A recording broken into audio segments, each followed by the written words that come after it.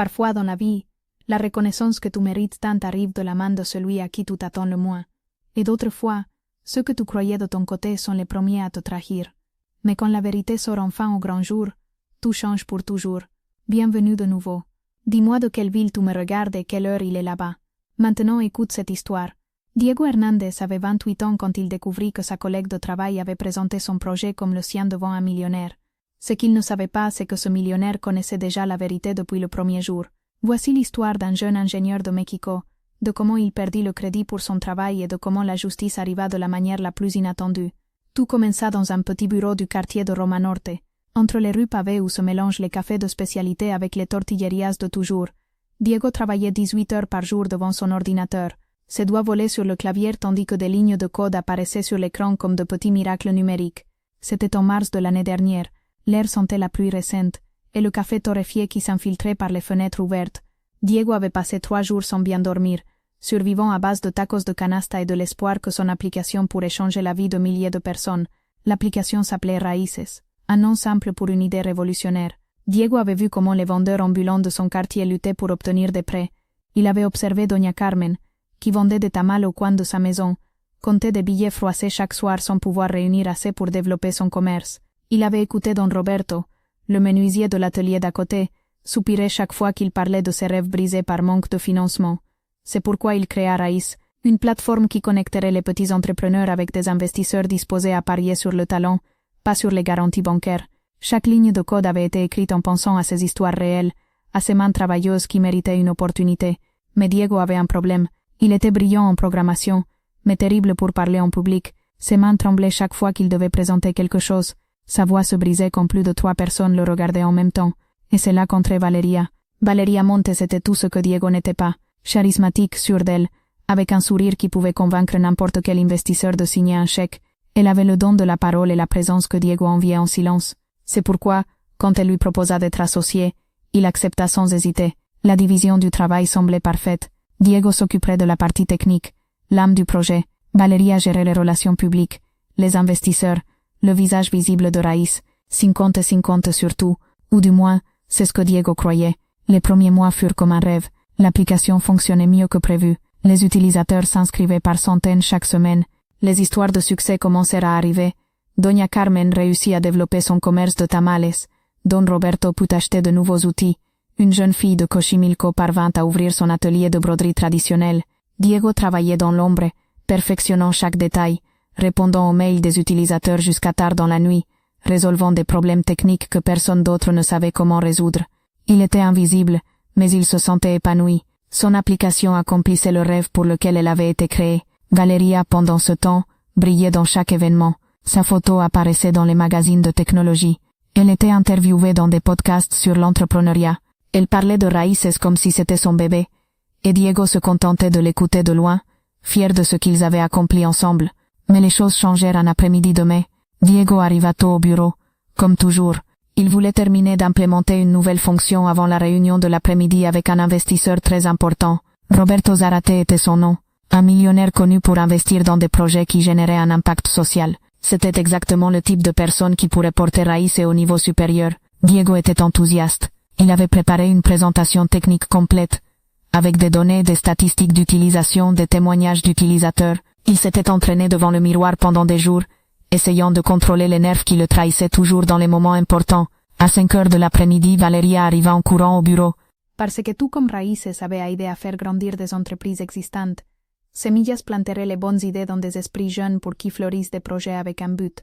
La première phase serait un programme pilote dans des lycées de 3 États différents. Les étudiants de dernière année apprendraient non seulement comment développer un plan d'affaires, mais comment identifier de vrais problèmes sociaux dans leur communauté et concevoir des solutions entrepreneuriales durables. Roberto, bien sûr, fut disposé à financer le projet depuis le jour où Diego le lui proposa.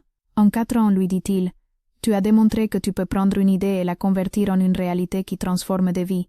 Maintenant, tu veux prendre cette expérience et la multiplier à travers d'autres jeunes. C'est exactement le type d'investissement dont le monde a besoin. Mais Diego voulut structurer Semillas différemment depuis le début. Au lieu d'être le fondateur unique, il créa un conseil directeur diversifié qui inclut Mariana, Sofia, des professeurs universitaires spécialisés en éducation entrepreneuriale et des jeunes entrepreneurs réussis de différentes régions du pays.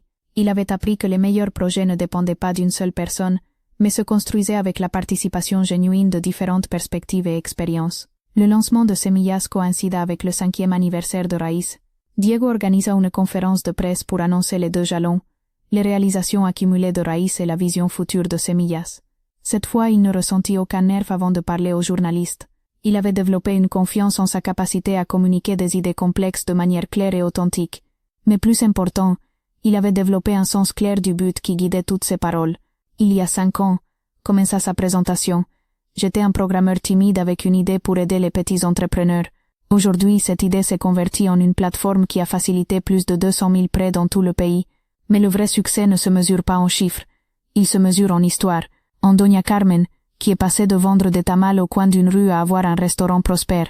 En Don Roberto, qui a pu étendre son atelier de menuiserie et enseigne maintenant son métier aux jeunes de sa communauté. En milliers de familles qui ont transformé leur vie à travers l'entrepreneuriat digne.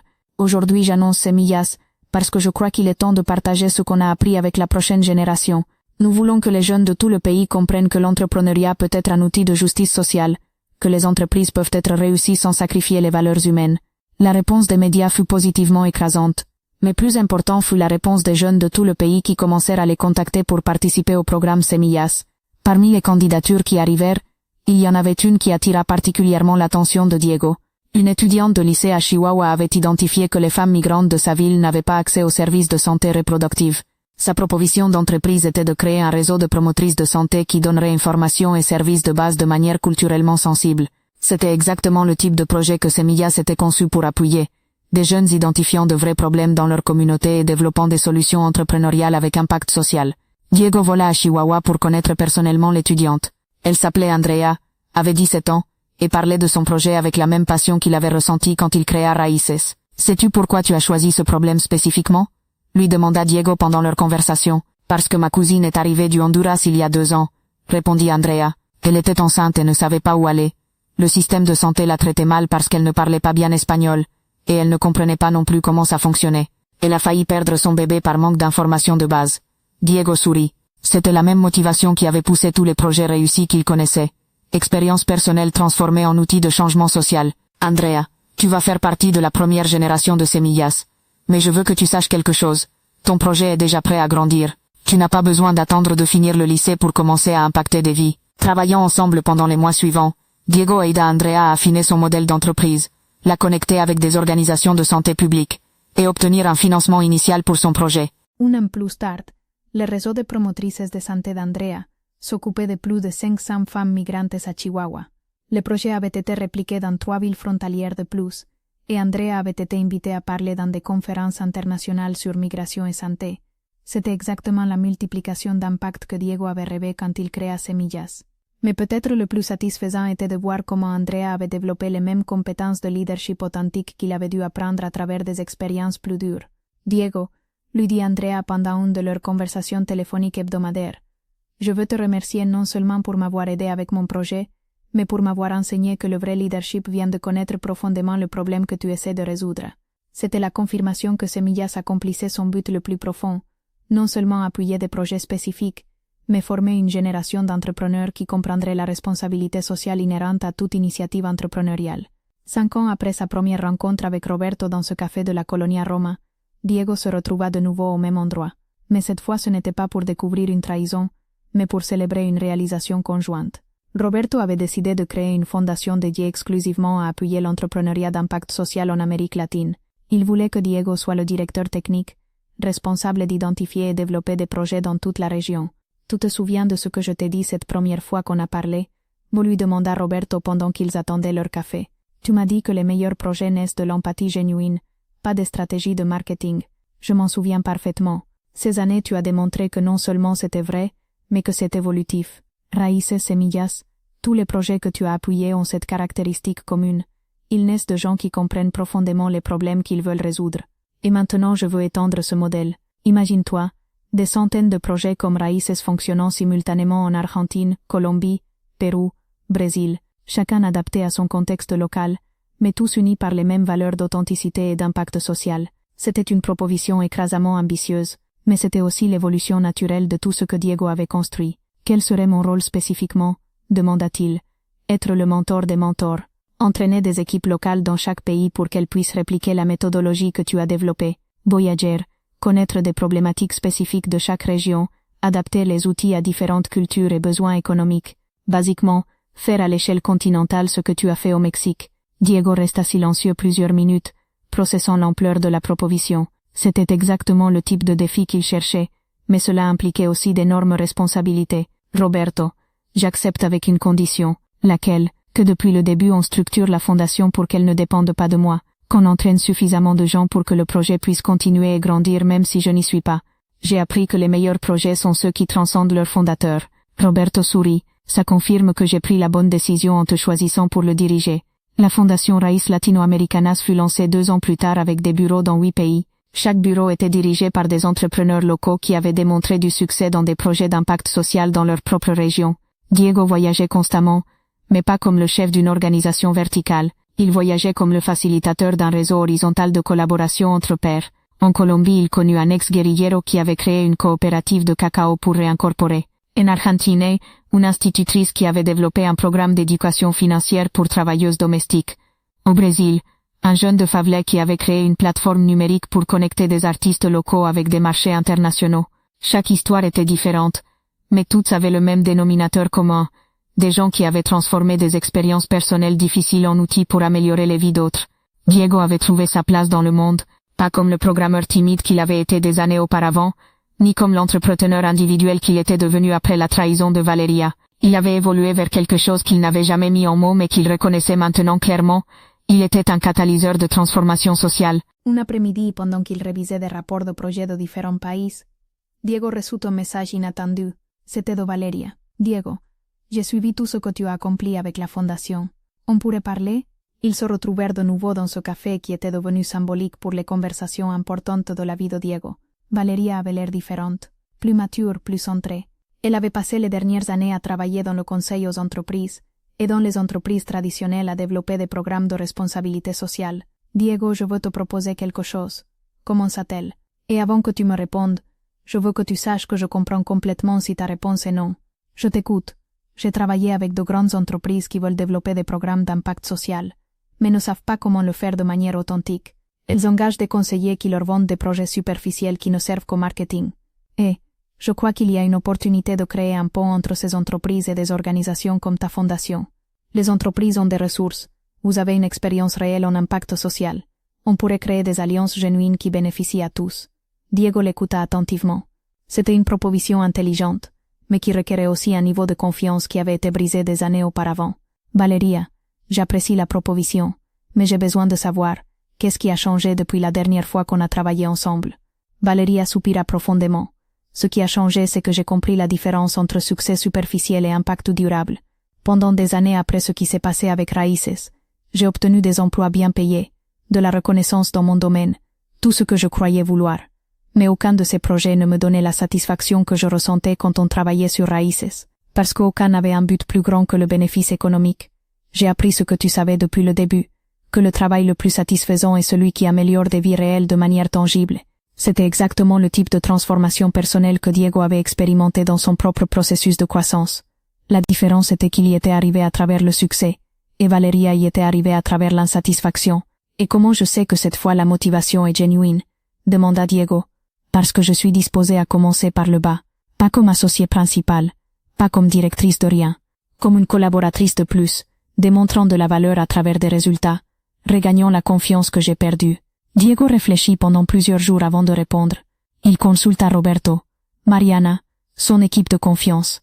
Les opinions étaient divisées, mais la majorité coïncidait sur le fait que les gens pouvaient changer genuinement s'ils étaient disposés à faire le travail interne nécessaire. Finalement, Diego proposa à Valeria une collaboration limitée de 6 mois.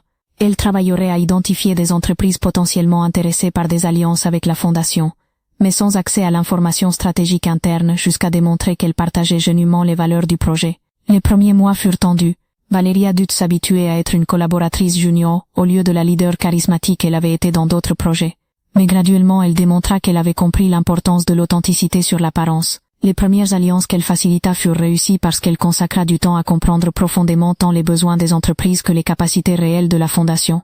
Elle ne survenda pas, ne promit pas de résultats irréalistes, n'essaya pas d'impressionner avec des présentations sophistiquées. Un an plus tard, Valeria était devenue la directrice des alliances corporatives de la fondation, non pas pour avoir récupéré le protagonisme d'avant, mais pour avoir développé une nouvelle version de leadership basée sur le service et les résultats. Tu sais ce qui est le plus ironique de tout ça? Lui dit-elle à Diego pendant une de leurs réunions d'évaluation trimestrielle. Je suis beaucoup meilleure dans mon travail maintenant que quand j'essayais d'être la star du show. Pourquoi tu crois que c'est?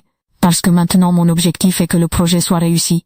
Pas que je paraisse bien. Et il se trouve que quand ta motivation est genuine, tu deviens naturellement plus efficace. C'était exactement la même leçon que Diego avait apprise des années auparavant quand il s'était vu obligé d'assumer le leadership qui lui revenait. 10 ans après cette première rencontre avec Roberto au café, Diego se trouvait dans un événement très différent mais également significatif. La famille de Doña Carmen avait organisé une fête pour célébrer la remise de diplôme de sa fille à l'université. La fille de Doña Carmen était diplômée d'administration d'entreprise avec la meilleure note de sa classe. Sa thèse avait été précisément sur les microfinances et l'entrepreneuriat de base. Elle avait étudié l'impact de plateformes comme Raíz dans le développement économique de communautés marginalisées. Diego, lui dit Doña Carmen pendant qu'il servait le gâteau, ma fille veut te parler. Elle a une proposition. La fille, qui s'appelait maintenant Carmen Junior, s'approcha avec un sourire nerveux qui rappela à Diego sa propre nervosité des années auparavant. Monsieur Diego, pendant ma carrière j'ai étudié beaucoup de cas d'entrepreneuriat social, mais celui qui m'a le plus impressionné fut le vôtre, non seulement pour les résultats, mais pour la méthodologie. Dans quel sens? J'ai identifié un problème que les plateformes existantes ne résolvent pas complètement, le suivi post-prêt. Beaucoup de petits entrepreneurs reçoivent un financement, mais ne reçoivent pas l'accompagnement nécessaire pour faire que leurs entreprises soient durables à long terme. Diego sourit. C'était exactement le type d'observation intelligente qui indiquait une pensée entrepreneuriale profonde. Et que proposes-tu? Un programme de mentorat pair à pair, où des entrepreneurs qui ont eu du succès avec des microcrédits antérieurs accompagnent de nouveaux bénéficiaires, pas seulement en résolvant des problèmes techniques, mais en partageant des apprentissages sur la gestion financière, l'attention aux clients, l'expansion des marchés. C'était une idée brillante. Diego avait pensé à quelque chose de similaire, mais n'avait jamais trouvé la manière de l'implémenter de forme évolutive. Carmen, ton idée est excellente. Ça t'intéresserait de la développer comme partie de la fondation? Ce serait un rêve pour moi. Mais monsieur Diego, j'ai une condition. Laquelle? Je veux commencer par le bas. Je veux vraiment apprendre comment fonctionne l'organisation, comprendre tous les processus, connaître personnellement les utilisateurs. Je ne veux pas être la directrice de mon propre projet depuis le premier jour. Je veux gagner cette place. Diego ressentit une émotion profonde. C'était exactement l'attitude qu'il avait appris à valoriser plus que n'importe quelle compétence technique spécifique. Carmen, je crois que tu vas parfaitement t'adapter à notre philosophie de travail. Carmen Junior s'intègre à la fondation comme analyste d'impact, responsable de faire le suivi des entrepreneurs qui avaient reçu des prêts pour comprendre quels facteurs contribuaient le plus au succès ou à l'échec de leur projet. Pendant 6 mois, elle voyagea dans tout le pays en interviewant des utilisateurs, identifiant des patterns, documentant les meilleures pratiques. Son programme de mentorat pair à pair grandit organiquement de ces conversations réelles avec des entrepreneurs réussis, qui exprimaient de l'intérêt pour aider d'autres. Un an plus tard, le programme Raíces Mentors fonctionnait dans 15 États, avec plus de 300 entrepreneurs expérimentés accompagnant de nouveaux bénéficiaires de microcrédits. Les résultats parlaient d'eux-mêmes. Les entrepreneurs qui participaient au programme de mentorat avaient un taux de succès de 97% la première année, comparé aux 85% de ceux qui recevaient seulement un financement. Mais plus important que les chiffres était le sens de communauté qui s'était généré. Les entrepreneurs ne construisaient pas seulement des entreprises individuellement réussies, mais des réseaux de soutien mutuel qui renforçaient des communautés entières. Diego se rendit compte que Carmen Junior avait accompli quelque chose qu'il cherchait lui-même pendant des années. Elle avait trouvé la manière de rendre l'entrepreneuriat genuinement collectif, pas seulement individuel. Carmen, lui dit-il pendant une de leurs réunions de suivi, je crois que tu es prête à diriger ton propre département dans la fondation. Raíces Mentors a démontré tant d'impact qu'il mérite des ressources et une reconnaissance indépendante. Monsieur Diego, je me sens honoré, mais j'ai une question. Comment je sais si je suis prête à diriger, pas seulement à exécuter? C'était exactement la bonne question. Diego se rappela quand lui-même avait dû faire cette transition. Carmen, le leadership ne consiste pas à se sentir prêt. Il s'agit d'être disposé à servir quelque chose de plus grand que soi-même. Si ta motivation principale est le succès du programme, pas ta propre reconnaissance, tu es prête. Carmen Junior assume à la direction de Raíces Mentors avec la même humilité et dévouement qu'elle avait montré depuis le début. Sa première décision fut de former un conseil directeur intégré par des entrepreneurs réussis du programme, s'assurant que les décisions stratégiques soient prises en consultation avec les personnes qui comprenaient le mieux les besoins réels. C'était exactement le type de leadership distribué et collaboratif que Diego considérait l'avenir de l'entrepreneuriat d'impact. 15 ans après avoir créé Raíces, Diego se trouvait dans une position qu'il n'avait jamais imaginée. La Fondation Raíces Latinoamericanas opérait dans 18 pays. Raíces Mentors avait étendu internationalement. Semillas avait diplômé plus de 10 000 jeunes entrepreneurs dans toute la région. Mais ce qui leur remplissait le plus de satisfaction, ce n'était pas les statistiques globales, c'était pouvoir se promener dans n'importe quel marché de n'importe quelle ville d'Amérique latine et trouver des histoires comme celle de Doña Carmen, multipliées des centaines de milliers de fois. Un après-midi, pendant qu'il révisait des propositions de nouveaux projets pour la fondation, Diego se trouva avec une candidature qui attira son attention. Un jeune d'Équateur avait développé une plateforme pour connecter des agriculteurs ruraux directement avec des consommateurs urbains, éliminant les intermédiaires qui gardaient la majorité des gains. L'histoire du jeune était familière. Il avait grandi dans une famille d'agriculteurs qui luttaient pour obtenir des prix justes pour leurs produits. Il avait étudié la programmation, avait identifié une solution technologique, avait développé un prototype fonctionnel, mais ce qui impressionna le plus Diego fut la lettre de motivation du jeune. « Monsieur Hernandez, écrivait-il, j'ai suivi votre trajectoire depuis que j'étais étudiant universitaire. Votre histoire m'a enseigné que la technologie peut être un outil de justice sociale si elle se développe avec empathie et s'implémente avec intégrité. Je ne cherche pas à être le prochain millionnaire de la technologie. Je cherche à démontrer que les agriculteurs de mon pays méritent des prix dignes pour nourrir nos villes. » Diego sourit. C'était exactement la même motivation qui l'avait poussé lui des années auparavant. L'expérience personnelle transformée en outil de changement social. Il vola en Équateur la semaine suivante pour connaître personnellement le jeune. Il s'appelait Andrés, avait 25 ans, et parlait de son projet avec la même passion qui avait caractérisé tous les entrepreneurs authentiques que Diego avait rencontrés. Andrés, lui dit-il après avoir écouté la présentation du projet, « Ta plateforme va être financée par la fondation, mais plus important que ça, je veux que tu viennes au Mexique pendant 3 mois pour travailler directement avec notre équipe. Je veux que tu connaisses de près comment on a structuré nos projets, quelles erreurs on a commises, quels apprentissages peuvent être utiles pour ton contexte. Mais monsieur Hernandez, je n'ai pas d'expérience dans les grandes organisations. Je ne sais pas si je peux apporter beaucoup. Andrés, l'expérience organisationnelle s'apprend rapidement. Ce qui ne peut pas s'enseigner, c'est la passion genuine pour résoudre de vrais problèmes. Et ça, tu l'as en abondance. » Andrés passa 3 mois au Mexique, travaillant avec différentes équipes de la fondation. Il apprit sur la structure organisationnelle, la gestion financière, la mesure d'impact, la construction d'alliances. Mais ce qui impressionna le plus Diego fut comment Andrés contribua à améliorer les processus existants de la fondation. Sa perspective fraîche identifia des inefficacités que l'équipe avait normalisées, proposa des améliorations que l'équipe était trop proche pour reconnaître. Diego, lui dit Roberto pendant une de leurs conversations téléphoniques, ce gars d'Équateur ne va pas seulement réussir avec son propre projet, je crois qu'il a le potentiel d'être le prochain directeur régional de la fondation. Roberto avait raison. Quand Andrés retourna en Équateur, il n'implémenta pas seulement sa plateforme d'agriculteurs avec un succès extraordinaire, mais il commença à répliquer la méthodologie de la fondation avec d'autres entrepreneurs de son pays. Un an plus tard, le bureau de Raíces Équateur appuyait 20 projets initiaux, chacun dirigé par des entrepreneurs qui avaient été mentorés par Andrés en utilisant la méthodologie qu'il avait apprise au Mexique. C'était exactement la multiplication d'impact que Diego avait rêvé quand il avait accepté de diriger la fondation régionale. Mais peut-être le plus satisfaisant était d'observer comment Andrés avait développé son propre style de leadership, adaptant les principes appris à son contexte culturel spécifique, mais maintenant les valeurs de base d'authenticité et d'impact. Diego lui écrivit Andrés dans un de ses rapports mensuels. « J'ai compris quelque chose de fondamental sur ce travail. Il ne s'agit pas de répliquer exactement ce que vous avez fait au Mexique. Il s'agit d'adapter les valeurs et principes à chaque contexte spécifique, mais sans jamais compromettre l'authenticité de la motivation. » C'était exactement la conclusion correcte. Diego avait appris la même leçon pendant ses années d'expansion internationale. Les tactiques pouvaient varier, mais les valeurs fondamentales devaient rester cohérentes. 20 ans après avoir écrit les premières lignes de code de Raíces, Diego reçut une invitation qui ferma un cercle symbolique important. L'Université nationale, la même qui lui avait décerné le doctorat honoris causa des années auparavant, voulait créer une chaire permanente sur l'entrepreneuriat social. Pas seulement un cours ou un diplôme, mais un programme complet de maîtrise, qui entraînerait la prochaine génération d'entrepreneurs d'impact au Mexique et en Amérique latine.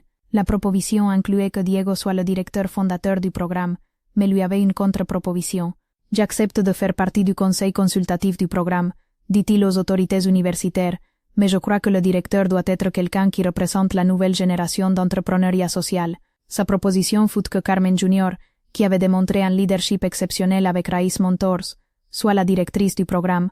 Roberto serait le président du conseil consultatif.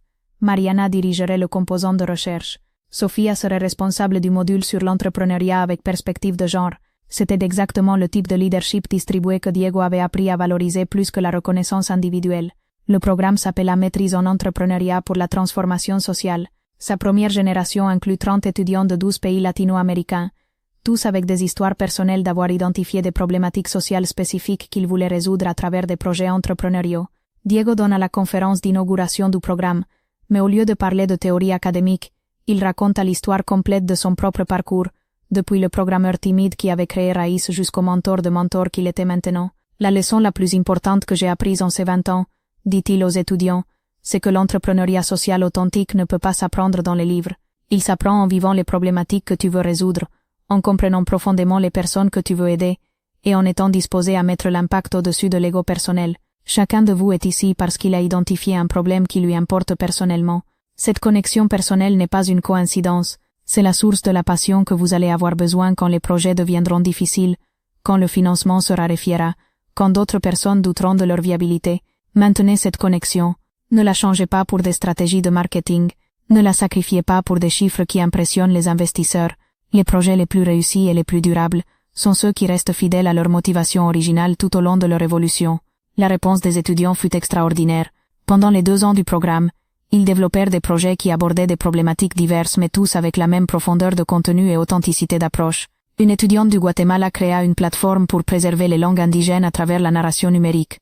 Un jeune de Colombie développa une solution technologique pour les petits agriculteurs affectés par le changement climatique. Une entrepreneur du Brésil lança un programme de microcrédit spécifiquement conçu pour les femmes chefs de famille dans les favelas. Chaque projet était différent, mais tous partageaient le même ADN, expérience personnelle transformée en outil de changement social.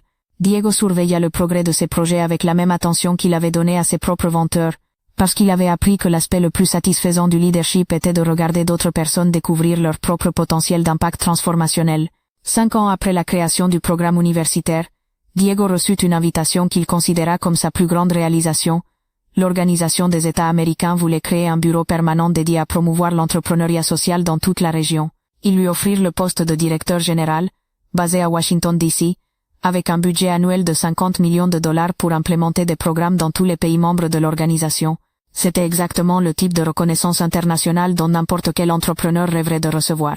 L'opportunité d'influencer les politiques publiques sur tout un continent, d'étendre les méthodologies réussies au niveau gouvernemental.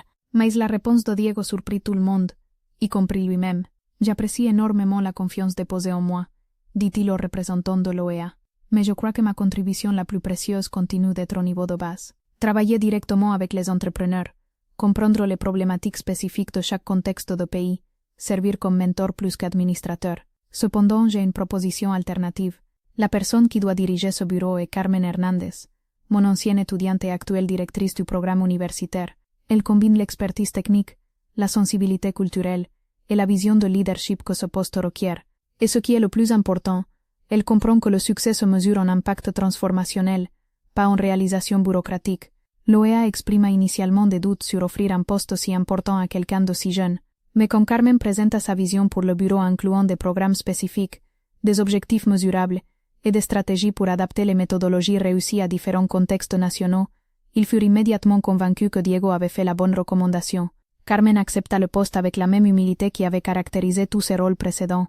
Sa première décision fut de créer un conseil consultatif intégré par des entrepreneurs réussis de différents pays, s'assurant que les décisions politiques seraient informées par l'expérience réelle plus que par des considérations théoriques. 6 mois après que Carmen assume le poste, Diego reçut un appel inattendu. C'était de Doña Carmen, sa voisine originale qui avait inspiré la création de Raíces. « Diego, mon petit », lui dit-elle avec excitation dans la voix, « tu savais que ma fille Carmen travaille pour toute l'Amérique latine maintenant.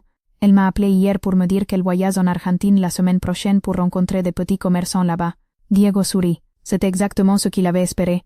Multiplication d'impact à travers le développement de leadership authentique. « Et vous, comment allez-vous, Doña Carmen? Comment va votre restaurant? » « Très bien, mon petit. En fait, je dois te raconter quelque chose. Ils vont faire un documentaire sur les petits entrepreneurs réussis, et ils m'ont demandé de participer. Ils veulent que je raconte l'histoire de comment j'ai commencé avec des tamales au coin de la rue, et maintenant j'ai une entreprise prospère. Et qu'est-ce que vous allez leur dire? Je vais leur dire la vérité, pardi. Que tu as été la première personne qui a cru en moi quand même moi je ne croyais pas en moi. Que créer des opportunités pour des gens comme moi c'est ce qui rend ce pays meilleur pour tous. Diego ressentit une émotion profonde. Après 20 ans, tout était revenu au début. Histoire authentique de transformation, personne par personne, famille par famille, communauté par communauté. Cette nuit-là, pendant qu'il se promenait dans les mêmes rues de Roma Nord où tout avait commencé, Diego réfléchit sur tout ce qu'il avait appris. La leçon la plus importante avait été sur la nature du leadership. Le vrai leadership ne consistait pas à être la personne la plus visible, mais à créer des conditions pour que d'autres personnes découvrent et développent leur propre potentiel d'impact. La deuxième leçon avait été sur la collaboration authentique. Les projets les plus réussis étaient ceux qui parvenaient à un équilibre parfait entre contributions individuelles et bénéfices collectifs. Ne pas sacrifier la reconnaissance personnelle pour une fausse modestie, mais comprendre que l'épanouissement personnel arrivait précisément à travers le service à quelque chose de plus grand que soi. La troisième leçon était sur la perspective temporelle. L'impact à long terme requérait de la patience, de la constance, et un engagement envers les valeurs mêmes quand les opportunités à court terme offraient de grandes récompenses, mais requieraient de compromettre des principes fondamentaux. La quatrième leçon était sur l'adaptation culturelle. Les méthodologies réussies pouvaient voyager entre différents contextes, mais seulement quand les adaptations respectaient les besoins, coutumes et problématiques spécifiques locaux sans diluer les valeurs essentielles. Mais peut-être la leçon la plus importante avait été sur le pardon et la croissance. Les gens pouvaient changer authentiquement quand ils étaient disposés à faire le travail interne nécessaire. Les secondes chances n'étaient pas sur la naïveté, mais sur reconnaître que la transformation était possible pour quiconque genuinement engagé dans la croissance. Diego arrêta de marcher et observa le quartier qui avait été son foyer pendant 2 décennies. Les mêmes rues mais transformées.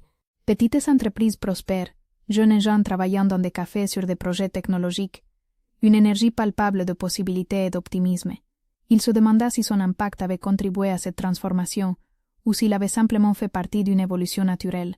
Probablement les deux étaient vrais, et c'était précisément comme l'impact authentique fonctionnait, contributions individuelles qui deviennent partie de mouvements plus larges, sans requérir de reconnaissance individuelle. Son téléphone vibra. C'était un message d'Andrés, maintenant directeur régional pour l'Amérique du Sud de la Fondation Raíz. Diego, nous venons de recevoir une proposition incroyable d'une jeune en Bolivie qui a développé une plateforme pour préserver les techniques agricoles traditionnelles indigènes tout en aidant les agriculteurs à s'adapter au changement climatique. Son histoire m'a tant rappelé la première fois que j'ai lu sur Raíces. Ça t'intéresserait de la rencontrer virtuellement cette semaine? Diego sourit et tapa sa réponse, bien sûr. Programme la réunion. Tu sais que c'est précisément le type de projet qui m'inspire le plus. En marchant vers son appartement, Diego se rendit compte qu'après 2 décennies, il avait trouvé l'équilibre parfait. Il travaillait encore sur des projets concrets qui généraient un impact quantifiable. Mais chaque jour était différent, rempli de nouvelles histoires, nouvelles possibilités, nouvelles opportunités d'appliquer l'apprentissage accumulé à différents contextes. As-tu déjà vécu de près une trahison professionnelle ou personnelle qui initialement semblait dévastatrice, mais qui finalement devient le catalyseur de ta plus grande croissance? As-tu connu quelqu'un dont l'expérience reflète la transformation que Diego expérimenta pendant ces décennies? L'histoire de Diego et Valeria, Roberto, Carmen et tant d'autres résonnent probablement avec des expériences que beaucoup d'adultes ont vécues. Des histoires où des injustices apparentes résultèrent finalement en opportunités de développement authentique et d'impact genuine. Mais ce qui rend ces histoires vraiment puissantes ne sont pas les événements dramatiques, mais la constance avec laquelle les individus choisissent la croissance sur le ressentiment, la collaboration sur la compétition, et l'impact authentique sur la reconnaissance superficielle. Si cette histoire a résonné avec toi, mets un like et abonne-toi pour ne pas rater les prochaines. Quel aspect de la transformation de Diego t'a le plus impacté? As-tu trouvé ta propre manière de transformer l'expérience personnelle en outil pour aider d'autres? Diego, j'ai des nouvelles incroyables, cria-t-elle depuis la porte. Il leva les yeux de son ordinateur, dans l'expectative. Roberto Zárate veut investir dans Raíces. 2 millions de pesos pour commencer, et la possibilité de plus si les résultats sont bons. Diego sentit que son cœur allait sortir de sa poitrine. C'était plus que ce qu'ils avaient rêvé. C'était l'opportunité qu'ils attendaient. Vraiment? Quand est-ce qu'on se réunit avec lui? Demanda-t-il, s'imaginant déjà la réunion, les nerfs, la présentation qu'il avait préparée. Valeria garda le silence un moment. Son expression changea subtilement. Eh bien, en fait, on s'est déjà rencontrés. Cet après-midi. Tout s'est parfaitement passé, Diego. Il a adoré le projet. Comment ça vous êtes déjà rencontrés? Sans moi, c'est que c'est arrivé au dernier moment. Il avait un créneau dans son agenda, et on ne pouvait pas rater l'opportunité. Mais ne t'inquiète pas. Je lui ai dit des merveilles de ton travail technique. Il sait que tu es fondamental pour le projet. Quelque chose dans le ton de Valeria ne sonnait pas bien. Diego sentit un nœud dans l'estomac.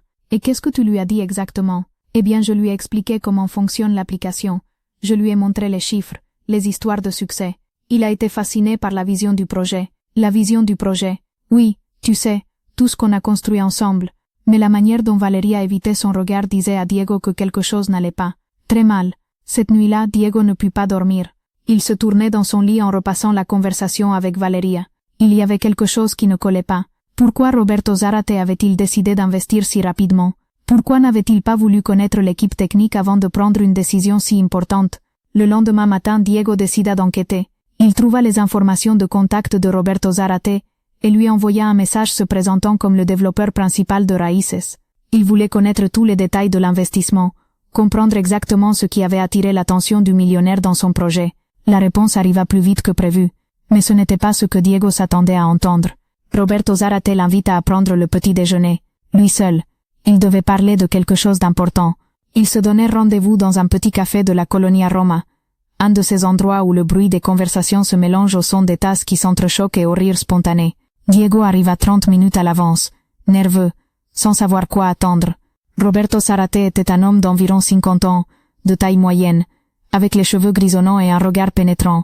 Il s'habillait simplement, comme n'importe quelle personne qui passerait dans la rue. Il n'y avait rien d'ostentatoire chez lui, rien qui criait sa fortune, seulement une présence sereine qui inspirait confiance. « Diego, dit-il en le voyant, tendant la main, un plaisir de te rencontrer enfin. »« Enfin ?» Roberto sourit. Il s'assit à une table près de la fenêtre. Le serveur s'approcha et ils commandèrent du café et des viennoiseries. « Diego, je dois te raconter quelque chose, et je veux que tu saches que ce que je vais te dire n'est pas pour te blesser. C'est parce que je respecte ton travail, et je crois que tu mérites de connaître la vérité. » Le nœud dans l'estomac de Diego grossit. Hier, Valeria m'a présenté Raíces comme son projet personnel. Elle a parlé de comment elle avait identifié le besoin sur le marché, de comment elle avait conçu la solution, de comment elle avait construit l'application depuis zéro. À aucun moment elle n'a mentionné ton nom. Diego sentit que le monde s'effondrait sur lui. Les mots de Roberto sonnaient lointains, comme s'ils venaient d'ailleurs. Mais voici ce qui est intéressant, continua Roberto. Je connaissais déjà Raíces depuis 3 mois, et je savais parfaitement qui était son véritable créateur. Comment? Tu te souviens de la conférence de technologie qui s'est tenue en février au centre de convention? Tu as présenté une version bêta de l'application dans une session pour développeurs. J'étais là. Diego se rappela cette présentation. Elle avait été petite, informelle, dirigée principalement vers d'autres programmeurs. Il avait parlé pendant 15 minutes des défis techniques de créer une plateforme de microcrédit. Il pensait qu'aucune personne importante n'avait été présente. Ta présentation était brillante, dit Roberto. Mais plus que ça, on sentait la passion genuine que tu avais pour le projet. Tu parlais des utilisateurs comme s'ils étaient ta famille. Tu connaissais le nom de chaque petit entrepreneur qui avait bénéficié de l'application. Ça ne peut pas se simuler. Diego ne savait pas quoi dire. Il se sentait vulnérable, exposé, mais aussi étrangement soulagé. Après cette conférence, je suis resté à enquêter sur Raíces. J'ai suivi la croissance de l'application, lu des témoignages d'utilisateurs, analysé l'architecture technique. Tout pointait vers une seule personne comme le cerveau derrière le projet. Toi. Alors pourquoi j'ai joué le jeu avec Valeria hier? Parce que je voulais voir jusqu'où elle était capable d'aller, et parce que je voulais trouver la bonne manière de t'aider sans que ta partenaire sente que je la trahissais. As-tu déjà été dans une situation où tu découvres que quelqu'un en qui tu avais confiance t'a menti de la manière la plus cruelle? Cette sensation que le sol s'ouvre sous tes pieds? Roberto continua à parler, mais Diego pouvait à peine traiter les mots. Il se sentait trahi, furieux, triste, confus. Valeria, la personne en qui il avait eu confiance, celle qui était censée être sa partenaire, avait essayé de lui voler le crédit pour tout son travail. Diego, je veux faire un investissement dans Raíces, mais je veux le faire de la bonne manière, avec toi comme propriétaire principal du projet, reconnaissant ton travail et ta vision. Et Valeria, c'est toi qui décides. Elle a des compétences précieuses, je ne le nie pas. Mais l'honnêteté et la transparence sont fondamentales pour toute relation d'affaires. Diego resta silencieux plusieurs minutes. Son esprit était un ouragan d'émotions contradictoires. D'un côté, il ressentait un soulagement de savoir que la vérité avait éclaté. De l'autre, il n'arrivait pas à croire que Valeria avait été capable de le trahir de cette manière. « Que proposez-vous spécifiquement » demanda-t-il finalement. « Je t'offre 3 millions de pesos pour commencer. 70% pour toi comme fondateur principal. 30% pour le reste de l'équipe, y compris Valeria si tu décides de la garder. Mais avec une condition. Je veux que tu sois le visage visible du projet. Que tu racontes la vraie histoire de Raíces. Que tu parles directement aux médias. Que tu représentes les valeurs authentiques de ce que tu as créé. » C'était exactement ce dont Diego avait rêvé, mais aussi son pire cauchemar, la reconnaissance qu'il méritait, mais avec la responsabilité publique qu'il redoutait tant. « Je sais que tu ne te sens pas à l'aise pour parler en public, » continua Roberto, « mais avec ton histoire, avec ta passion genuine pour le projet, avec l'impact réel que tu as généré, tu vas connecter avec les gens d'une manière qu'aucun marketing artificiel ne peut accomplir. » Diego retourna au bureau cet après-midi-là, avec la tête pleine de pensées contradictoires. Il trouva Valeria travaillant sur son ordinateur, préparant ce qui semblait être une présentation. « Comment ça s'est passé avec Roberto ?» demanda-t-elle sans lever les yeux. « Intéressant, » répondit Diego, s'asseyant à son bureau. « Il t'a dit quelque chose sur l'investissement ? Je pense qu'on peut négocier des conditions encore meilleures. Diego l'observa travailler. Elle avait l'air concentrée, professionnelle, complètement normale, comme si elle n'avait rien fait de mal, comme si elle n'avait pas essayé de lui voler des années de travail et de dévouement. Valeria, on doit parler. Elle leva finalement les yeux. De quoi? De ce que tu as dit hier à Roberto sur Raíces. L'expression de Valeria changea subtilement, une micro-expression de nervosité qui disparut presque immédiatement. Je lui ai dit la vérité sur notre projet. Va tout ce qu'on a construit ensemble. Ensemble? Vraiment? Bien sûr, Diego. On est associés. Tout ce qu'on a accompli a été le travail de nous deux. Même quand tu lui as dit que Raíces avait été ton projet personnel depuis le début. Verás, même quand tu n'as pas mentionné mon nom une seule fois. Valeria resta silencieuse un moment trop long. Diego, je ne sais pas d'où tu sors cette information. Mais, Roberto me l'a dit personnellement ce matin. Le silence qui suivit fut assourdissant. Verás, Valeria ferma lentement son portable et se tourna vers Diego. Verás, écoute, Diego, je ne voulais pas te blesser. J'ai simplement pensé qu'il serait plus facile de gérer la situation de cette manière. Tu sais que je suis meilleur pour ces choses, pour traiter avec les investisseurs, pour présenter des projets. Tu es brillant avec la partie technique. Mais je ne mérite pas le crédit pour mon propre travail? Ce n'est pas ça. C'est juste que, eh bien, les investisseurs veulent voir du leadership, du charisme, une vision. Et toi, tu es incroyable. Mais tu n'es pas le genre de personne qui projette la confiance dans ces situations. Chaque mot de Valeria était comme un coup de poignard. Non seulement elle avait essayé de lui voler le crédit, mais en plus elle justifiait cela en lui disant qu'il n'était pas assez bon pour représenter son propre travail. Tu sais quoi, Valeria? Roberto connaissait déjà la vérité sur Raíces avant de se rencontrer avec toi. Il savait que j'étais le véritable créateur du projet. Ce qu'il a fait, c'était te mettre à l'épreuve. Et tu as échoué. Valeria pâlit. Qu'est-ce que tu veux dire? Je veux dire que Roberto veut investir dans Raíces, mais avec moi comme fondateur principal. Et franchement, après ce que tu as fait, je ne suis pas sûre de vouloir continuer à être ton associé. Valeria se leva brusquement de sa chaise. Diego, tu ne peux pas faire ça. On a travaillé ensemble depuis le début. Moi aussi j'ai mis du temps et des efforts dans ce projet. Du temps et des efforts? Valeria, tu n'as pas écrit une seule ligne de code. Tu n'as pas répondu à un seul mail de support technique. Tu ne connais même pas les noms des utilisateurs qui ont bénéficié de l'application. Exactement quelle a été ta contribution au-delà d'essayer de me voler le crédit? Moi j'ai trouvé les premiers utilisateurs. Moi j'ai géré les relations publiques. Tu as trouvé des utilisateurs parce que l'application fonctionnait. Parce que je suis resté éveillé des nuits entières à résoudre des problèmes. Parce que j'ai conçu chaque fonction en pensant aux besoins réels des gens. Les relations publiques ne fonctionnent que quand il y a un produit solide derrière. Valeria resta silencieuse, mais Diego put voir dans ses yeux qu'elle savait qu'il avait raison. Écoute, continua Diego, Roberto m'a fait une proposition. 70% pour moi, 30% pour le reste de l'équipe. Si tu veux continuer à faire partie de Raíces, tu peux garder ces 30%, mais plus comme associé principal. Et définitivement, plus en essayant de t'attribuer le crédit d'un travail que tu n'as pas fait. Les jours qui suivirent furent tendus. Valeria accepta les nouveaux termes, mais on voyait qu'elle n'était pas contente. Son attitude changea complètement. Là où il y avait eu de la camaraderie avant, il y avait maintenant de la froideur professionnelle. Là où il y avait eu de la collaboration avant, il y avait maintenant de la compétition silencieuse. Mais Diego avait des choses plus importantes sur lesquelles se concentrer. Roberto avait tenu sa promesse. L'investissement arriva tel qu'il avait été convenu, et avec lui vinrent des opportunités que Diego n'avait jamais imaginées. La première fut une invitation à participer au programme Entrepreneurs du futur, un espace télévisé où de jeunes entrepreneurs présentaient leurs projets. C'était exactement le type d'exposition médiatique dont Raíces avait besoin pour grandir, mais aussi exactement le type de situation qui terrorisait le plus Diego. Je ne peux pas le faire, dit-il à Roberto lors d'une de leurs réunions hebdomadaires. Je ne suis pas bon pour la télévision. Ils vont se rendre compte que je n'ai pas de charisme, que je ne suis pas le type d'entrepreneur qu'ils s'attendent à voir.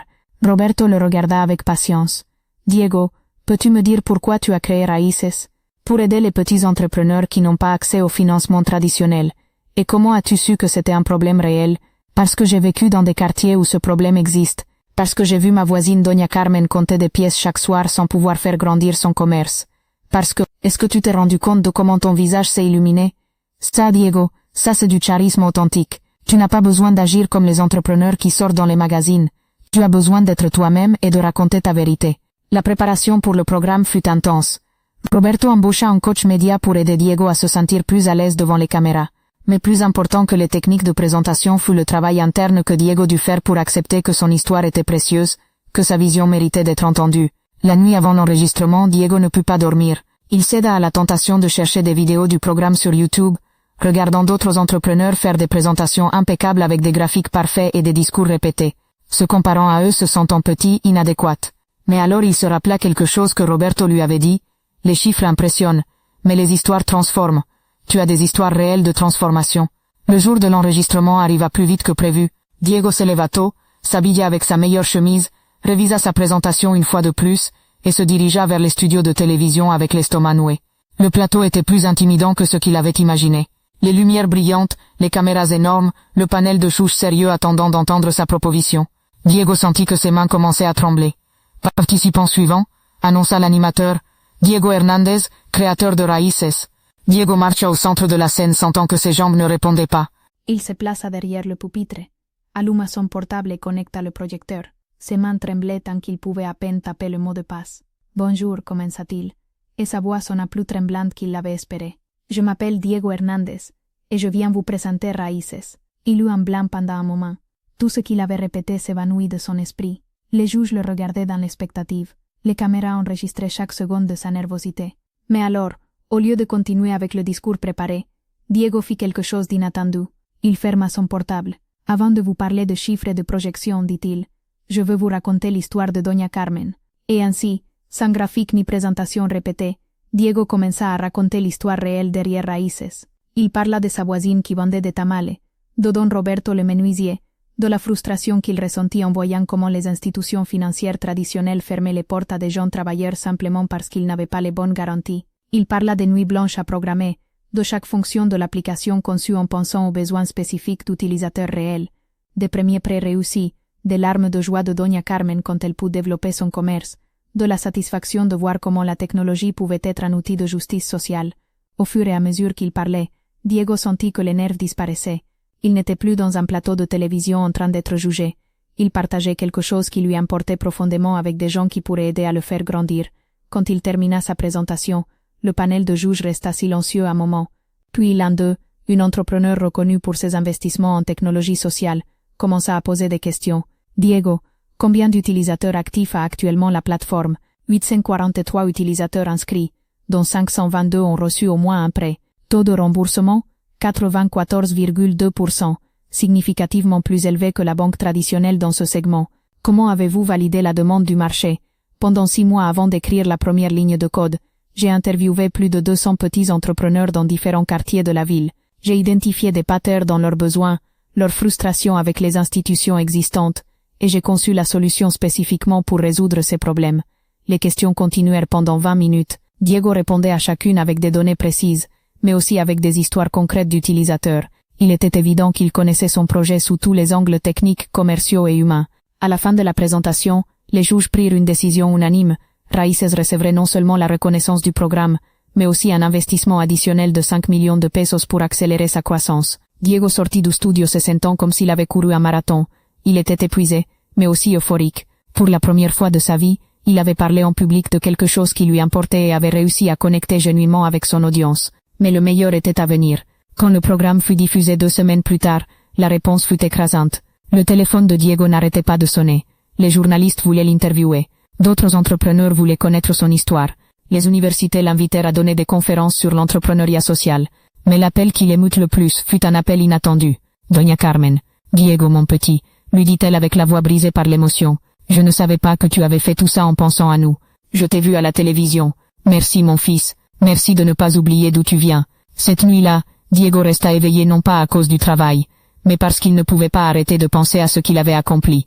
Il n'avait pas seulement créé une application réussie, il avait démontré que la technologie pouvait être un outil d'inclusion, que les projets les plus impactants naissaient de l'empathie genuine, pas des stratégies de marketing. Valeria, de son côté, avait graduellement disparu du quotidien de Raíces. Elle continuait à faire partie de l'entreprise sur papier, mais sa participation s'était réduite à des tâches administratives mineures. La différence était évidente. Là où avait été le cœur du projet avant, il n'y avait maintenant qu'un intérêt économique. Roberto avait eu raison depuis le début. L'authenticité ne pouvait pas se feindre, et éventuellement elle sortait toujours au grand jour. Quelques mois plus tard, Diego reçut une autre invitation inattendue. La Chambre de commerce de México voulait reconnaître Raíces comme le projet d'impact social de l'année. La cérémonie aurait lieu au Palais de Minería, avec la présence d'autorités gouvernementales et d'entrepreneurs de haut niveau. Cette fois, Diego ne ressentit pas de panique. Il avait appris que son histoire était puissante précisément parce qu'elle était réelle, parce qu'elle naissait de l'expérience vécue et de l'engagement genuin envers les personnes qui avaient le plus besoin d'opportunités. Le discours d'acceptation du prix fut différent de tout ce qu'il avait fait avant. Au lieu de parler seulement de raíces, Diego profita de la plateforme pour parler de quelque chose de plus grand, la responsabilité sociale des entrepreneurs technologiques. La technologie, dit-il devant une audience de 500 personnes, n'est pas neutre. Chaque ligne de code que nous écrivons, chaque fonction que nous concevons, chaque décision que nous prenons sur comment notre produit va fonctionner, a un impact sur les vies réelles des gens. Nous pouvons utiliser la technologie pour amplifier les inégalités existantes, ou nous pouvons l'utiliser pour créer des opportunités pour ceux qui en ont le plus besoin. Raïs a choisi le second chemin, non pas parce que c'était plus rentable, mais parce que c'était juste. Et voici ce que j'ai appris dans ce processus. Les projets les plus réussis ne sont pas ceux qui cherchent à impressionner les investisseurs. Ce sont ceux qui cherchent à résoudre des problèmes réels de gens réels. Quand votre motivation est genuine, quand vous comprenez vraiment la douleur que vous essayez de soulager, le succès commercial est une conséquence naturelle, pas l'objectif principal. L'ovation qui suivit fut prolongée et sentie. Diego se rendit compte qu'il avait accompli quelque chose qu'il n'avait jamais pensé possible. Il avait trouvé sa voie publique sans trahir son authenticité privée. Après la cérémonie, pendant qu'il saluait les participants, une jeune femme s'approcha de lui. « Diego, je m'appelle Mariana. Je suis coordinatrice d'un programme gouvernemental pour entrepreneurs ruraux. J'ai suivi le développement de Raíces depuis des mois, et je crois qu'on pourrait collaborer sur quelque chose de très important. » Mariana lui raconta son programme, qui cherchait à apporter des outils de financement aux communautés rurales qui étaient encore plus délaissées que les petits entrepreneurs urbains. C'était exactement le type d'expansion que Diego avait considéré pour Raíces, mais il n'avait pas su comment l'aborder. « Ça t'intéresserait qu'on en parle ?» demanda Mariana. Cette conversation se transforma en réunion hebdomadaire. Mariana n'avait pas seulement de l'expérience dans les programmes de développement rural, mais elle partageait aussi la vision de Diego sur l'usage éthique de la technologie. Elle avait un réseau de contacts dans des communautés de tout le pays, et comprenait les nuances culturelles et logistiques nécessaires pour faire que Raíces fonctionne dans des contextes différents de l'urbain. Plus important encore, Mariana devine la collaboratrice que Diego cherchait sans le savoir. Contrairement à Valeria, qui avait vu dans Raíces une opportunité pour son propre bénéfice, Mariana partageait genuinement la mission du projet. Ses contributions ne cherchaient pas à l'éclipser, mais à potentialiser ce qu'il avait créé. Travaillant ensemble, ils développèrent Raíces Rural, une version adaptée de la plateforme qui considérait les particularités des communautés éloignées des villes. Internet intermittente, appareils à capacité limitée, besoin de financement différents, structure sociale plus communautaire. Le pilote fut lancé dans 3 municipalités de l'état d'Oaxaca. Les résultats dépassèrent toutes les attentes. Non seulement par les chiffres d'adoption, mais par les histoires de transformation qui commencèrent à arriver. Une coopérative de femmes artisanes à Teotitlán del Valle obtint un financement pour acheter de nouveaux métiers à tisser et développer leur production internationale. Un jeune de la Sierra Norte réussit à convertir son projet de tourisme écologique en une source d'emploi pour toute sa communauté. Une famille de producteurs de café sur la côte obtint des ressources pour implémenter des techniques d'agriculture durable. Chaque histoire confirmait quelque chose que Diego avait intuité depuis le début. Quand les outils financiers sont conçus avec empathie et implémentés avec respect culturel, ils peuvent générer des transformations profondes et durables. Roberto, qui avait suivi de près toute l'évolution de Raíces, était impressionné tant par la croissance du projet que par la transformation personnelle de Diego. « Tu te souviens quand on s'est rencontrés il y a 1 an ?» Bacnon lui demanda-t-il lors d'un de leurs dîners mensuels. « Tu étais un programmeur brillant, mais tu croyais que tu n'avais pas ce qu'il fallait pour diriger un projet de cette ampleur. » Diego Sawarit. J'étais une autre personne. Non, tu étais la même personne. Tu avais seulement besoin de l'opportunité de te prouver à toi-même de quoi tu étais capable. Il avait raison. Le changement le plus significatif chez Diego n'avait pas été dans ses compétences techniques ou commerciales. Ça avait été dans sa conception de lui-même, dans sa capacité à reconnaître la valeur de son propre travail et défendre sa vision. La trahison de Valeria, bien que douloureuse, avait été paradoxalement libératrice. Elle l'avait obligé à sortir de sa zone de confort, à assumer le protagonisme qui lui revenait, à développer des compétences qu'il ne savait pas qu'il avait. 1 an après cette première conversation au café, Diego reçut une invitation qu'il n'attendait pas. Valeria voulait se rencontrer avec lui. Ils se retrouvèrent dans le même café où Roberto lui avait révélé la vérité sur ce qui s'était passé. Valeria avait l'air différente, plus mature, peut-être plus humble. « Diego, j'ai suivi tout ce que tu as accompli avec Raíces, commença-t-elle, et je veux te présenter mes excuses. » Diego ne savait pas quoi attendre de cette conversation. Ce que j'ai fait était mal. Non seulement essayer de prendre le crédit pour ton travail, mais la manière dont je l'ai justifié après. Je t'ai dit que tu n'avais pas ce qu'il fallait pour diriger le projet, quand la vérité était que j'avais peur que tu sois un meilleur leader que moi. C'était la première fois que Valeria montrait une vraie vulnérabilité, pas la vulnérabilité calculée qu'elle utilisait pour obtenir ce qu'elle voulait, mais l'honnêteté inconfortable de reconnaître une erreur profonde. « J'apprécie que tu me dises ça », répondit Diego. Mais tu dois savoir que ça ne veut pas dire que les choses peuvent redevenir comme avant. Je le sais. Je ne suis pas venu te demander de me remettre dans le projet. Je suis venu te demander pardon et te dire que je me trompais sur toi. Tu as démontré que l'authenticité et l'empathie sont beaucoup plus puissantes que le charisme superficiel. Ils restèrent à parler pendant 1 heure. Valeria lui raconta les projets sur lesquels elle avait travaillé après. Des entreprises plus traditionnelles avec des objectifs plus commerciaux, où son style de leadership s'adaptait mieux. Je me suis rendu compte de quelque chose, dit-elle avant de partir. Je suis douée pour vendre des projets que d'autres ont créés, mais tu as quelque chose que je n'ai jamais eu. La capacité de créer des projets qui valent la peine d'être vendus. Cette conversation ferma un chapitre important dans la vie de Diego, non pas parce qu'il avait complètement pardonné ce qui s'était passé, mais parce qu'il avait compris que le ressentiment ne lui servait plus à rien. Il y avait des choses plus importantes sur lesquelles concentrer son énergie. Raïs continua à grandir. 2 ans après le lancement original, la plateforme avait facilité plus de 50 000 prêts dans 24 États du pays. Elle avait généré des emplois directs et indirects pour des milliers de personnes. Elle avait démontré qu'il était possible de construire une entreprise rentable sans sacrifier les valeurs sociales. Mais pour Diego, le succès le plus significatif ne se mesurait pas en chiffres. Un samedi matin, pendant qu'il se promenait dans le marché de son quartier en achetant des ingrédients pour le petit déjeuner, il rencontra Doña Carmen. Elle ne vendait plus de tamal au coin de la rue.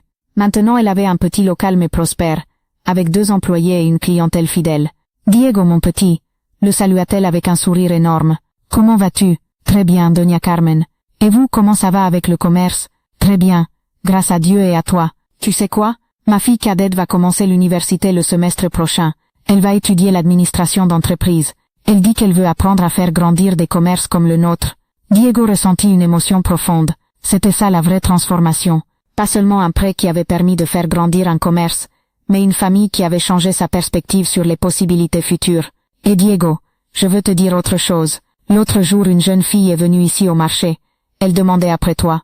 Elle dit qu'elle travaille sur un projet comme le tien, mais pour aider les femmes qui veulent commencer leur propre commerce. Je lui ai dit que tu étais quelqu'un de bien, que tu l'aides si tu peux.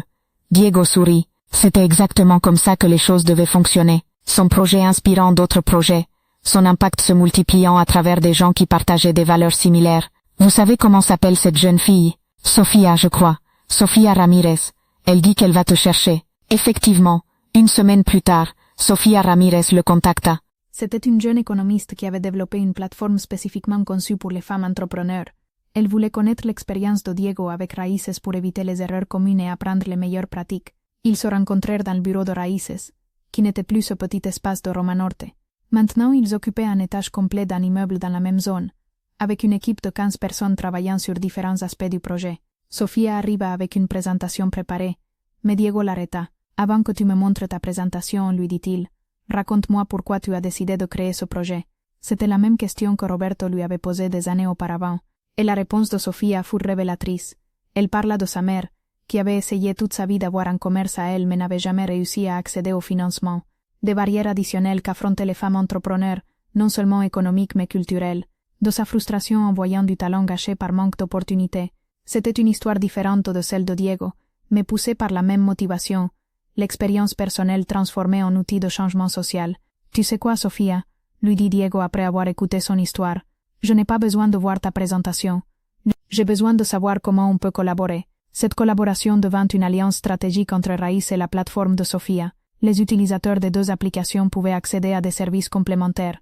Les entrepreneurs masculins pouvaient référer des femmes de leur réseau à la plateforme de Sofia. Les entrepreneurs qui grandissaient avec l'appui de Sofia pouvaient accéder à un financement additionnel à travers Raíz. C'était exactement le type d'écosystème que Diego avait rêvé. Différents projets travaillant ensemble pour créer un impact plus grand que la somme de leurs parties. As-tu remarqué comment les projets les plus authentiques tendent à attirer des gens avec des valeurs similaires? Comment l'honnêteté et la transparence créent des cercles vertueux de collaboration? 3 ans après la trahison initiale de Valeria, Diego réfléchissait sur tout ce qu'il avait appris dans le processus. L'expérience douloureuse lui avait enseigné des leçons qu'il n'aurait apprises d'aucune autre manière. La première leçon était sur la confiance. Il avait appris à différencier les personnes qui partageaient genuinement la mission d'un projet et celles qui ne voyaient que des opportunités personnelles. Roberto, Mariana, Sofia, toute son équipe actuelle à Raíces, tous avaient en commun que leur motivation principale n'était pas le bénéfice individuel, mais l'impact collectif. La deuxième leçon était sur le leadership. Il avait découvert que le leadership authentique ne requérait pas de charisme superficiel, mais une passion genuine pour la mission. Quand on croit vraiment en ce qu'on fait, quand on peut articuler clairement pourquoi c'est important, les gens répondent à cette authenticité. La troisième leçon était sur la résilience. Les obstacles n'étaient pas des interruptions dans le chemin vers le succès, ils étaient partie intégrante du processus de croissance. La trahison de Valérie avait été douloureuse, mais elle avait aussi été le catalyseur qui l'avait obligé à développer des compétences qu'il considérait maintenant comme essentielles. La 4e leçon était sur la responsabilité. Avec le succès était venue la responsabilité d'utiliser sa plateforme de manière constructive. Les interviews dans les médias, les conférences dans les universités, les participations au panel de discussion, tout étaient des opportunités pour promouvoir des valeurs d'inclusion, d'éthique entrepreneuriale et de responsabilité sociale. Mais peut-être la leçon la plus importante avait été sur le but. Il avait compris que les projets les plus durables n'étaient pas ceux qui cherchaient seulement la rentabilité, mais ceux qui résolvaient des problèmes réels de manière genuine. Raíces avait perduré en grandi parce que son but continuait d'être pertinent et nécessaire. Un jour, en révisant les rapports mensuels de la plateforme, Diego se rendit compte qu'ils avaient atteint un jalon significatif, 100 000 prêts facilités. Chaque chiffre représentait une histoire, un rêve, une opportunité qui avait été possible grâce à la technologie appliquée avec empathie. Il décida de le célébrer d'une manière spéciale. Il organisa un événement sur le Zócalo de Mexico, invitant des utilisateurs de Raíces de tous les États où opérait la plateforme. Ce ne serait pas une présentation traditionnelle de chiffres d'impact, mais une célébration d'histoires réelles de transformation. L'événement s'appela Raíces de Changement. Pendant toute une journée, les utilisateurs de la plateforme partagèrent leurs expériences. Des artisans qui avaient étendu à l'international, des restaurateurs qui avaient converti leur commerce familial en chaîne locale, des jeunes qui avaient financé leurs études et employé maintenant d'autres jeunes de leur communauté. Mais pour Diego, le moment le plus émouvant fut quand Doña Carmen monta sur scène. Il y a 4 ans, dit-elle d'une voix claire et assurée, je vendais des tamales au coin d'une rue, comptant des petites pièces chaque soir et rêvant de quelque chose de plus. Aujourd'hui, j'ai un restaurant prospère, 2 employés qui sont comme une famille, et ma fille étudie pour être entrepreneur. Mais le plus important que je veux vous dire, c'est ceci. Diego ne m'a pas seulement donné un prêt, il m'a donné de l'espoir. Il m'a démontré que quelqu'un croyait en moi quand même moi je ne croyais pas en moi. Et ça n'a pas de prix. Diego sentit des larmes dans ses yeux. C'était exactement pourquoi il avait travaillé toutes ces années. Pas seulement pour les chiffres, mais pour les transformations humaines réelles. Après l'événement, Roberto s'approcha de lui. Tu te souviens de cette première conversation au café? Lui demanda-t-il. Comment l'oublier? Tu m'as dit que tu voulais que ton application aide les petits entrepreneurs, mais je crois que tu as sous-estimé ta propre ambition. Tu n'as pas seulement aidé des petits entrepreneurs, tu as créé un modèle d'entrepreneuriat éthique qui inspire toute une génération. Roberto avait raison. Raíces était devenu quelque chose de plus grand qu'une application de microcrédit. C'était devenu une étude de cas dans les universités, un modèle répliqué dans d'autres pays, une preuve qu'il était possible de construire des entreprises réussies sans sacrifier les valeurs humaines. 6 mois après Raíces de Changement, Diego reçut une invitation qu'il n'attendait pas. L'Université nationale voulait lui décerner un doctorat honoris causa pour sa contribution à l'entrepreneuriat social au Mexique. C'était une reconnaissance officielle de quelque chose qu'il avait construit depuis l'expérience pratique, pas depuis la théorie académique, mais peut-être pour cette raison même c'était plus significatif. Dans son discours d'acceptation, Diego consacra du temps à parler des personnes qui avaient rendu son travail possible. Roberto Zarate, dit-il, qui m'a enseigné que l'investissement responsable ne regarde pas seulement les chiffres, mais l'impact humain. Mariana Vázquez, qui m'a montré comment adapter la technologie à différents contextes culturels sans perdre l'authenticité. Sofía Ramírez, qui m'a rappelé que les meilleurs projets sont ceux qui se construisent en collaboration, pas en compétition. Puis il fit une pause et ajouta quelque chose d'inattendu. Et je veux aussi reconnaître Valeria Montes, mon ex-associé, qui m'a trahi il y a 4 ans en essayant de voler le crédit pour mon travail. Un murmure parcourut l'auditorium. Valeria m'a enseigné une leçon dure mais nécessaire, que l'authenticité n'est pas optionnelle, qu'éventuellement la vérité sort toujours au grand jour, que les projets construits sur des mensonges ne durent pas, mais les projets construits sur des valeurs solides peuvent transformer des vies pendant des générations. Si elle n'avait pas fait ce qu'elle a fait, peut-être je n'aurais jamais développé la confiance nécessaire pour diriger ce projet de la manière dont il devait être dirigé. En un sens, je lui dois une partie de ma croissance personnelle. C'était un niveau de pardon et de perspective que Diego n'avait pas cru possible des années auparavant. Mais il avait appris que le ressentiment ne fait que consommer de l'énergie qui peut être mieux investie à construire des choses positives. Après la cérémonie, pendant qu'il se promenait sur le campus universitaire se rappelant ses propres jours d'étudiant, Diego se retrouva à penser au futur. Raíces était solide, grandissant de manière stable, impactant des vies de manière durable. Il avait une équipe compétente qui pouvait gérer les opérations quotidiennes. C'était le moment parfait pour penser au prochain projet. Il avait parlé avec Mariana de la possibilité de créer une plateforme éducative qui enseignerait l'entrepreneuriat éthique aux jeunes de communautés marginalisées. Pas seulement des outils techniques d'entreprise mais des valeurs de responsabilité sociale, de durabilité et de justice économique. Imagine-toi, lui avait dit Mariana dans une de leurs conversations, une génération complète d'entrepreneurs qui depuis le début comprennent que le succès entrepreneurial doit inclure un impact social positif. C'était une vision ambitieuse. Mais Diego avait appris que l'ambition guidée par des valeurs correctes pouvait générer des transformations profondes. Le projet s'appellerait Semillas.